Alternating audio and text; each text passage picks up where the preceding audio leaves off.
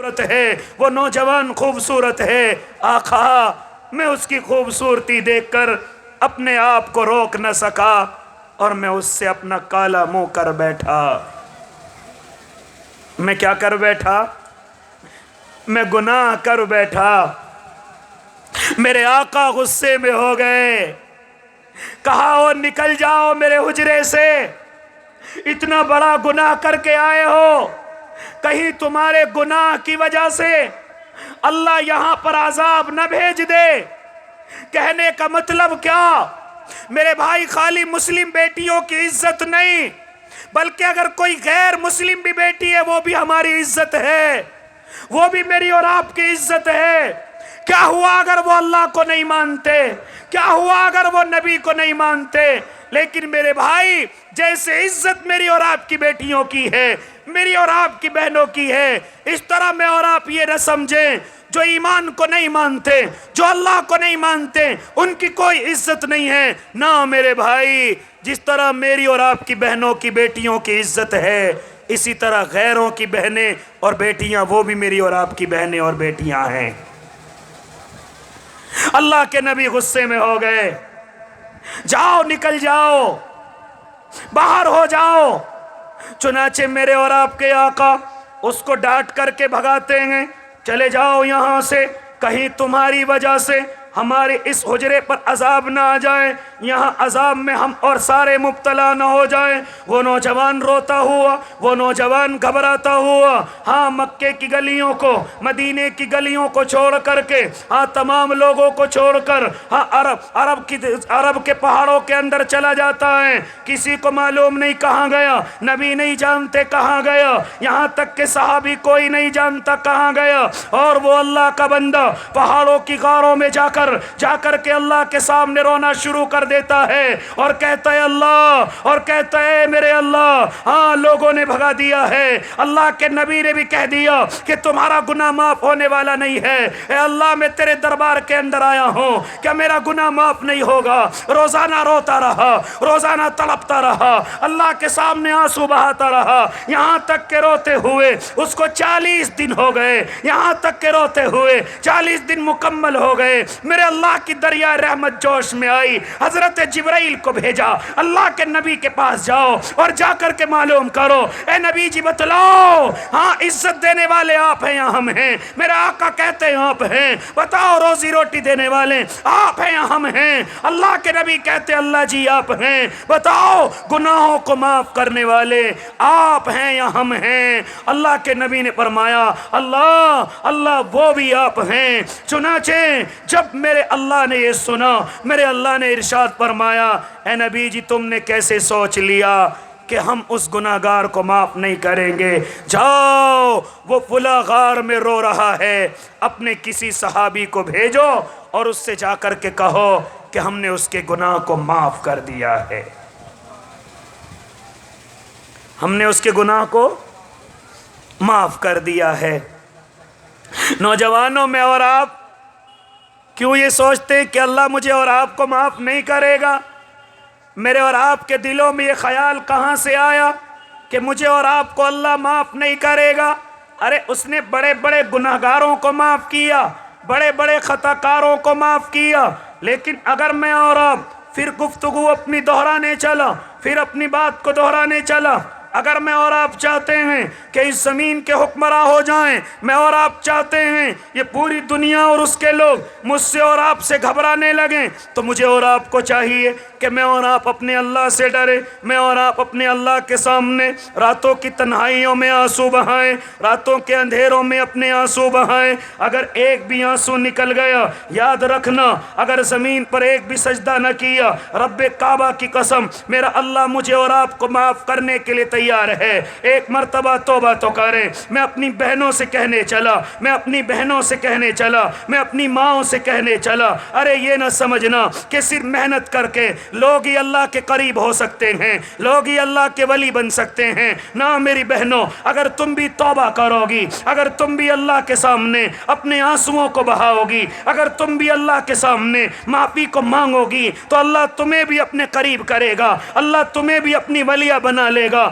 کیونکہ ایک زمانے میں اگر حسن بصری اللہ کے ولی ہو سکتے ہیں تو اسی زمانے میں رابعہ بصریہ بھی اللہ کی ولی ہو سکتی ہیں۔ اس لیے میری مائیں بہنیں بھی یہ نہ سوچیں کہ اللہ ہمیں معاف نہیں کرے گا۔ نہ بہنوں، جس طرح اللہ مردوں کو معاف کرنے کے لیے تیار ہے اسی طرح عورتوں کو بھی اللہ معاف کرنے کے لیے تیار ہے۔ آؤ ایک مثال تمہیں سمجھاتا چلو، اللہ کے نبی کے زمانے کی مثال ہے، میرے اور آپ کے آقا کے زمانے کی مثال ہے۔ آؤ تمہیں بتلاتا چلو، ذرا میری بہنوں سنو، ایک زمانہ ایسا تھا، ایک وقت ایسا تھا، اگر مائیں بہنیں ہاتھ اٹھا لیں، اگر اللہ کی نیک بندیاں اپنے ہاتھ اللہ کے سامنے اٹھا لیں تو میرا اللہ ان کے آنسوؤں کو دیکھ کر اپنے فیصلوں کو بدل دیتا تھا، میرا اللہ اپنے حکم کو اتار دیا کرتا تھا۔ آؤ سنو میری بہنوں، آؤ سنو اللہ کی نیک بندیوں، کہ جب اللہ سے تعلق مضبوط ہو جاتا ہے تو میرا اللہ مردوں کی طرح اپنی بندیوں کی بات مانتا ہے، اپنی بندیوں کی بات مانتا ہے۔ آؤ تمہیں بتلاتا چلوں، آپ نے ایک نام سنا ہوگا، اللہ کے نبی کے زمانے کی ایک عورت ہے جو بوڑھی ہو گئی ہے، کئی بچوں کی ماں ہے، اس کا شوہر بیچارہ مزدوری کر کے گھر کے اندر آیا، مزدوری کر کے جیسے ہی گھر کے اندر آیا اپنی بیوی سے کہا سنی ہو گئی، وہی بیوی جو بوڑھی ہو چکی ہے، اس کے کئی بچے بھی ہیں۔ جب اس کا شوہر گھر کے اندر آیا تو اس نے اپنی بیوی کو کچھ کام کے لیے کہا، لیکن غصے میں اس کی بیوی نے منع کیا یا کسی بات پر غصہ آ گیا، چنانچہ اس کے شوہر نے آواز لگائی، انتی علیہ کظہر امی، کہ تم میرے لیے میرے ماں کی پیٹھ کی طرح ہے۔ مفتی صاحب تشریف رکھتے ہیں، یہ زہار کا مسئلہ ہے۔ اگر کوئی اپنی بیوی کو اپنی ماں سے یا اپنی ماں کی پیٹھ سے تشبیہ دے دے یا حرمت کی چیزوں سے تشبیہ دے دے تو اس پر زہار ہو جایا کرتا ہے۔ کیا ہے؟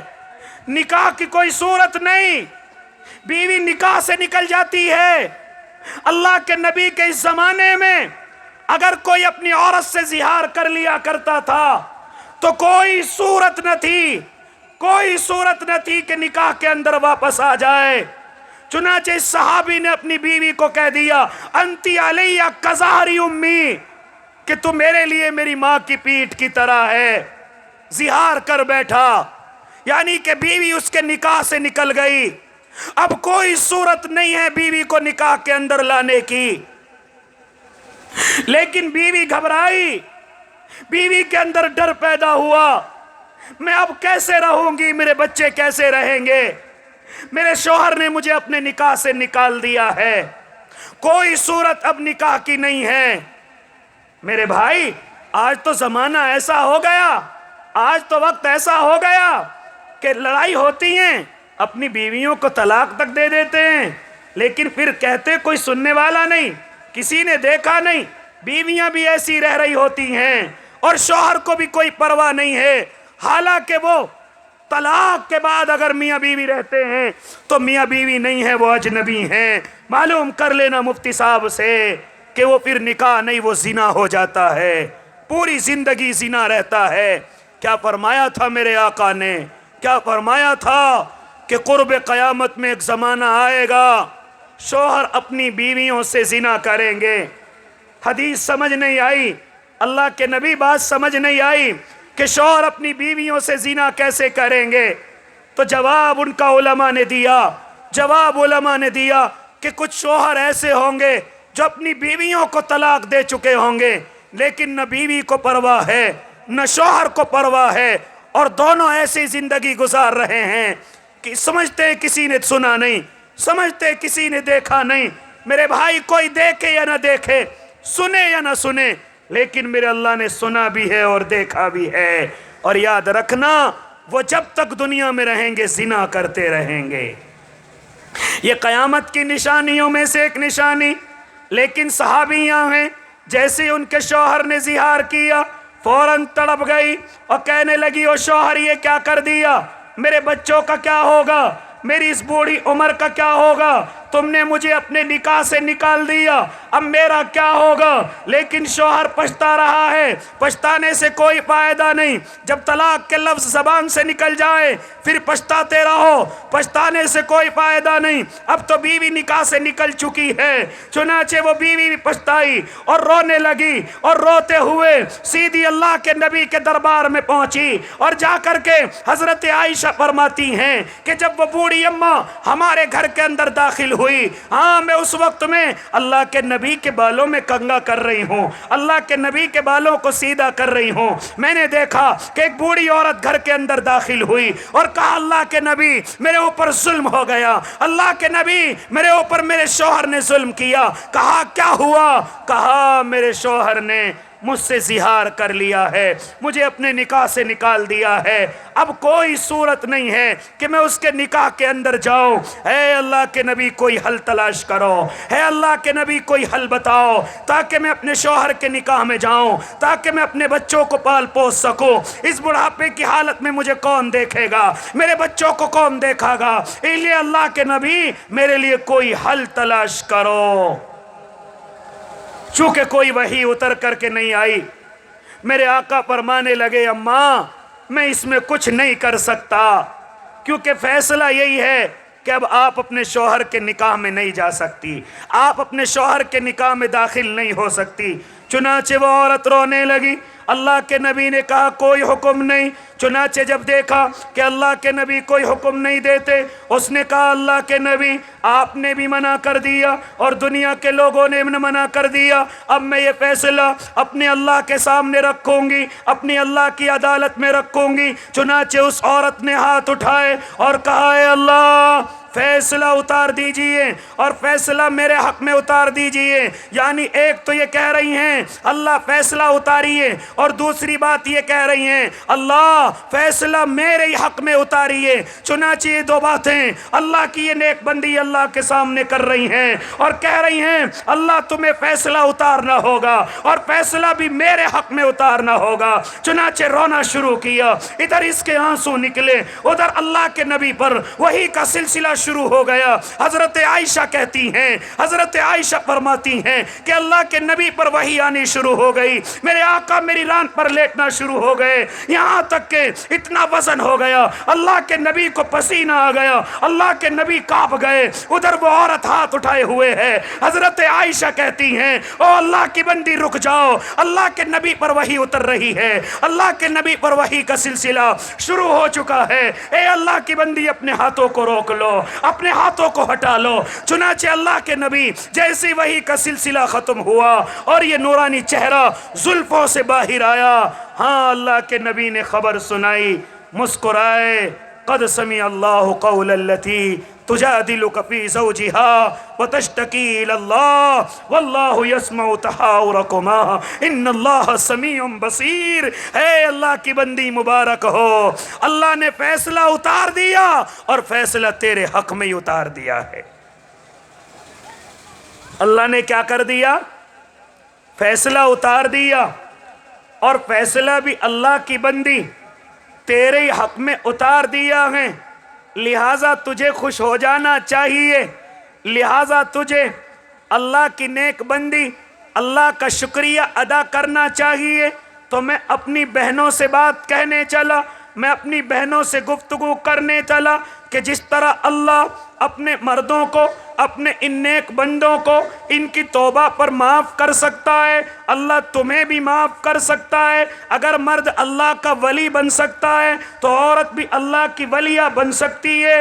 اگر مرد ایک آنسو بہا کر جنت کا حقدار بن سکتا ہے تو عورت بھی آنسو بہا کر اللہ کی نیک بندی بن سکتی ہے۔ اگر یہ نمازی نماز پڑھ کر کے اللہ کے قریب ہو سکتا ہے تو یہ عورت بھی اللہ کے سامنے نماز کی نیت باندھ کر کے اللہ کے قریب ہو سکتی ہے۔ اس لیے میرے بھائی، اس لیے میرے نوجوانوں، اس لیے میرے نوجوان ساتھیوں، مجھے اور آپ کو چاہیے کہ کسی کو کوسنے کی ضرورت نہیں، کسی کو برا بھلا کہنے کی ضرورت نہیں۔ مجھے اور آپ کو چاہیے کہ میں اور آپ جتنے بھی نوجوان ہیں، جتنے بھی جوان ہیں، اپنے گناہوں سے توبہ کریں، اپنی غلطیوں سے توبہ کریں اور اللہ کے سامنے پہنچیں۔ اللہ میرے اور آپ کے انتظار میں ہے کہ کب میرا بندہ آئے گا اور کر میرے سامنے معافی مانگے گا اور میں اس کے گناہ کو معاف کروں گا، اس کی غلطی کو معاف کروں گا۔ اس لیے میں تمام نوجوانوں کو جنہوں نے اس جلسے کو سجایا اور جو نوجوان اس جلسے کے اندر آئے اور جو نوجوان سامنے بیٹھے ہوئے، میں ان سے گفتگو کرنے چلا، اور نوجوانوں جہاں تم نے اتنی جلدی یہ اتنا اونچا کام کر لیا اور اللہ نے تمہیں کامیابی دی، یہ جلسہ کامیاب ہو گیا، اور نوجوانوں تمہیں اب ایک عہد اور کرنا ہوگا کہ ہم اگر یہ کام کر سکتے ہیں تو ہم اور بھی کام کر سکتے ہیں، ہم اللہ کے سامنے نمازیں پڑھ سکتے ہیں، رمضان کا مہینہ آ رہا ہے روزوں کی پابندی کر سکتے ہیں، رمضان کا مہینہ آ رہا ہے شب قدر میں اپنے اللہ کو راضی کر سکتے ہیں، شعبان کا مہینہ چل رہا ہے ہم اپنے اللہ کو راضی کر سکتے ہیں۔ میرے بھائی یہ کمیٹی تم نے بنائی، لیکن اس کے علاوہ اور بھی کام تمہارا انتظار کر رہے ہیں۔ آؤ تمہیں بتلاؤں، مسجد کی خالی صفیں تمہیں انتظار کر رہی ہیں، دعوت و تبلیغ کی صفیں تمہارا انتظار کر رہی ہیں، اللہ کے ولیوں کی خانقاہیں تمہارا انتظار کر رہی ہیں، کچھ غریب مائیں بہنیں تمہارا انتظار کر رہی ہیں، کچھ یتیم بچے تمہارا انتظار کر رہے ہیں کہ نوجوان آئیں گے، ہاں وہ ہماری یتیمی کا خیال کریں گے، کچھ بے سہارا عورتیں تمہارا انتظار کر رہی ہیں کہ ہمارے بھائی آئیں گے، ہماری بے سہارا زندگی کو سہارا دیں گے، کچھ یتیم بچے انتظار کر رہے ہیں کہ نوجوان بھائی آئیں گے، ہمارے سروں پر ہاتھ رکھیں گے۔ اے نوجوانوں، اے کمیٹی والوں، میں تم سے ایک گفتگو کرنے چلا ہوں، آج سے اپنے گاؤں کے اندر ذرا دیکھنا کون غریب ہے اس کا خیال کرنا، کون بیٹی جوان ہو گئی ہے اس کا نکاح کرنا، کون باپ غریب ہے اس کے گھر کا انتظام کرنا۔ اے نوجوانوں، تم سے کہنے چلا ہو کن کے گھر میں آٹا روٹی نہیں ہے اس کے گھر میں آٹا پہنچانا، ان کے گھر میں روٹیاں پہنچانا۔ ذرا دیکھنا کچھ یتیم بچے، کچھ بے سہارا بچے تمہیں ایسے نظر آئیں گے، آج سے تمہاری ذمہ داری ہے کہ ان بچوں کو پکڑو، ان بچوں کو لو، اسکولوں کے اندر داخل کرو، مکتبوں کے اندر داخل کرو، اور مکتب والوں سے کہہ دو ان یتیموں کا خرچہ یہ کمیٹی اٹھائے گی، ان غریبوں کا خرچہ یہ کمیٹی اٹھائے گی۔ جا کر کے دیکھنا کچھ غریب گھروں میں بیٹیاں جوان ہو گئی ہوں گی، ماں باپ کی نیندیں حرام ہوگی۔ اے کمیٹی والوں، میں تم سے درخواست کرتا ہوں کہ تم کچھ روپیہ جیسے اکٹھا کرتے ہو اس طرح اکٹھا کر کے ان بیٹیوں کی نکاح بھی کرا دینا۔ مشورہ صحیح ہے؟ کریں گے نا بھائی انشاءاللہ نوجوانوں؟ کریں گے نا میرے بھائیوں؟ انشاءاللہ کریں گے میرے بھائی کریں گے۔ آج سے ہمارے گاؤں کے اندر نہ کوئی بھوکا سوئے گا انشاءاللہ، کہو انشاءاللہ۔ آج سے ہمارے گاؤں میں کوئی بیٹی بن بیاہی نہیں رہے گی انشاءاللہ۔ جب وہ جوان ہوگی تمام کمیٹی والے مل کر کے اس کا نکاح کریں گے۔ کوئی عورت بے سہارا نہیں رہے گی انشاءاللہ، یہ کمیٹی والے اس کا سہارا بنیں گے۔ کوئی طالب علم، کوئی معصوم بچہ بغیر تعلیم کے میدانوں میں کھیلتا ہوا نظر نہیں آئے گا، یا تو وہ اسکولوں کے اندر ہوگا یا وہ مکتب کے اندر ہوگا، اس کا پورا خرچہ انشاءاللہ ایک کمیٹی اٹھائے گی۔ اور جب یہ کمیٹی مضبوط ہو جائے گی تو گاؤں والوں، اس کمیٹی کے نوجوانوں کو پھر تمہیں سیاست میں بھی لے کر کے آنا ہے، پھر تمہیں ان کی سیاست بھی چمکانی ہے کہ تمہارے گاؤں پر ذمہ داری کو اٹھانے والے کوئی اور نہیں ہوں گے، یہی نوجوان ہوں گے، اس گاؤں کے مکھیا یہی نوجوان ہوں گے، اس گاؤں کے پردھان یہی نوجوان ہوں گے، اس علاقے کے ذمہ دار انشاءاللہ یہی کمیٹی والے ہوں گے۔ جب یہ مضبوطی ہمارے اس گاؤں کے اندر ہو جائے گی پھر دوسرا گاؤں لیا جائے گا، یہاں تک کہ پورے علاقے میں انشاءاللہ اس کمیٹی کا نام روشن ہوگا۔ اور اللہ سے دعا کرتا ہوں اللہ اس کمیٹی کو شر سے بچا کر کے رکھے، حاسدین کے حسد سے بچا کر کے رکھے، لڑائی اور جھگڑوں سے بچا کر کے رکھے۔ اللہ ان کے اندر محبت قائم اور دائم کرے۔ اور گاؤں والوں، تم بھی ہر قدم پر انشاءاللہ ان نوجوانوں کا ساتھ دو گے۔ اگر یہ جان مانگے تو ہنستے ہنستے دے دینا، اگر مال مانگے تو مسکرا کر کے دے دینا، کیونکہ انشاءاللہ آپ کے مال کو اچھی جگہ پر خرچ کریں گے۔ اللہ مجھے بھی اور آپ کو بھی عمل کی توفیق دے دے۔